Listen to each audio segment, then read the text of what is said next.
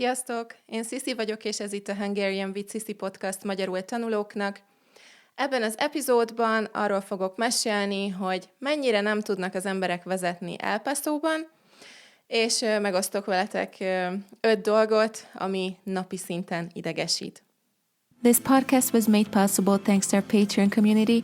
By joining us, you can access the podcast transcripts and other materials and services for improving your Hungarian.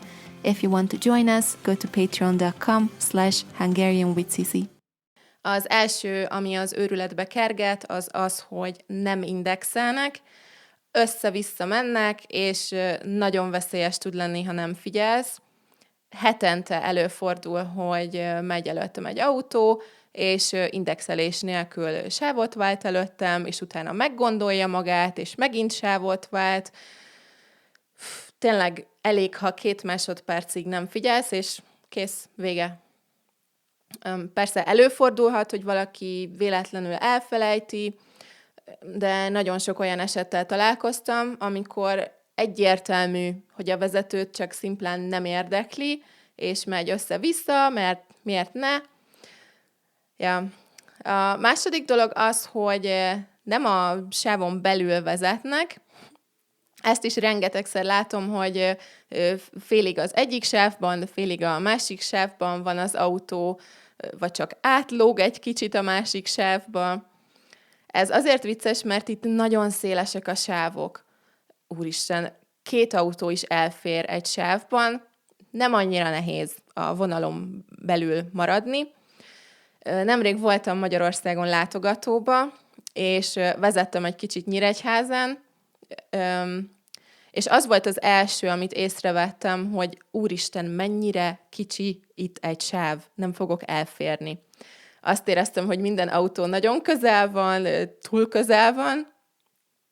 Egy barátnőmet látogattam meg egyébként, aki egy Nyíregyházához közeli faluban lakik, és bent a faluban annyira keskenyek voltak az utak, hogyha jött szembe valaki, akkor le kellett húzódni az út szélére. Én nem ehhez vagyok szokva, főleg, hogy az út szélén általában árok van, így eléggé féltem, de nem volt baj, csak érdekes volt megtapasztalni, hogy ez milyen nagy különbség. A harmadik dolog az, hogy senki nem tartja be a sebességhatárt, de nagyon nem. Ha 45 mérföld per órás sebességkorlátozás van, akkor 65-tel mennek az emberek, és az a baj, hogy muszáj nekem is felvenni a forgalom ritmusát, és olyan gyorsan menni, mint ők, ha nem akarok meghalni. Erről jut eszembe, hogy azt is utálom, amikor balra szeretnék kanyarodni, és olyan szabály van, hogy vagy akkor lehet kanyarodni, ha egy zöld nyíl lámpa van, vagy akkor, ha teli zöld, és nem jön senki szemből, szóval, ha szabad az út. Én nem szeretek ilyenkor kanyarodni, szeretem megvárni a zöld nyíl lámpát, mert soha nem vagyok benne biztos, hogy messziről nézve melyik sávban mennek az emberek, és hogy teljesen szabad-e az út, de ilyenkor mindig dudálnak mögöttem, és érzem, hogy egész El Paso mérges rám, és félek, hogy le fognak lőni, de csak akkor szeretek kanyarodni, ha zöld nyíl van, mert akkor biztos, hogy senki nem jön sem erről, és szabad az út. Egyébként nem csak az fordul elő napi szinten, hogy gyorsabban mennek az emberek, mint a limit, mint a sebességhatár, hanem az is, hogy amikor 45-tel lehet menni, akkor 25-tel megy előttem valaki, ezeket az embereket sem értem, ott a tábla, oda van írva, miért nem lehet kb. Annyival menni, ami oda van írva? Miért? Valaki mondja meg nekem. Na de menjünk tovább a 4.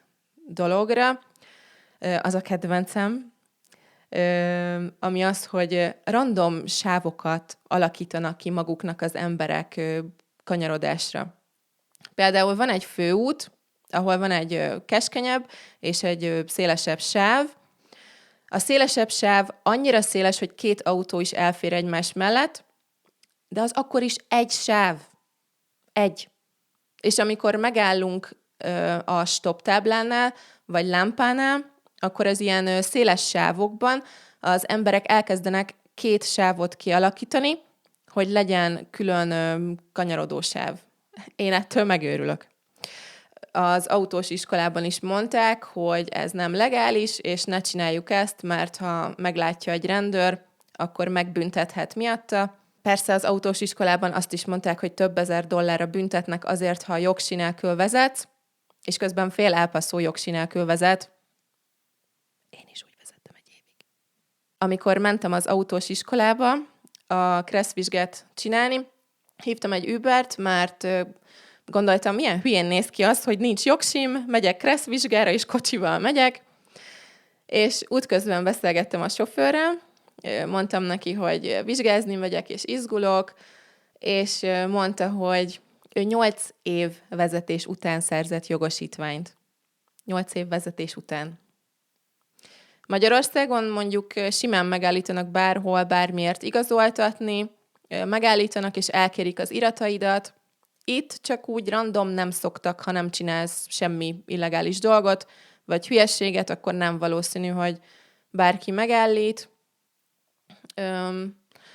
Igen. Na, és az 5. dolog, igazából vicces szerintem. Ugye vannak azok a kereszteződések, ahol stop táblája van mindenkinek, és érkezési sorrendben lehet tovább menni. Ilyen nincs Magyarországon. Ha nem vagy benne biztos, hogy ki mikor érkezett, mert kb. Egyszerre értetek a stop táblához, akkor az a szabály, hogy aki jobb oldalon van, azért az elsőbbség. Hát, én ezt úgy tapasztaltam a gyakorlatban, hogy azért az elsőbbség, akinek nagyobb autója van. Itt nagyon sok embernek van pick-up truckja, ez magyarul is csak pick-up.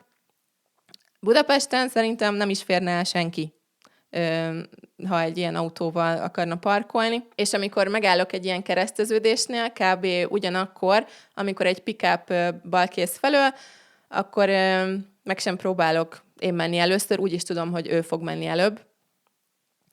Na, és van még egy 6. dolog, egy bónusz, amit szerettem volna megosztani, ami nem teljesen a vezetéssel kapcsolatos, de ettől konkrétan kiég az agyam minden nap.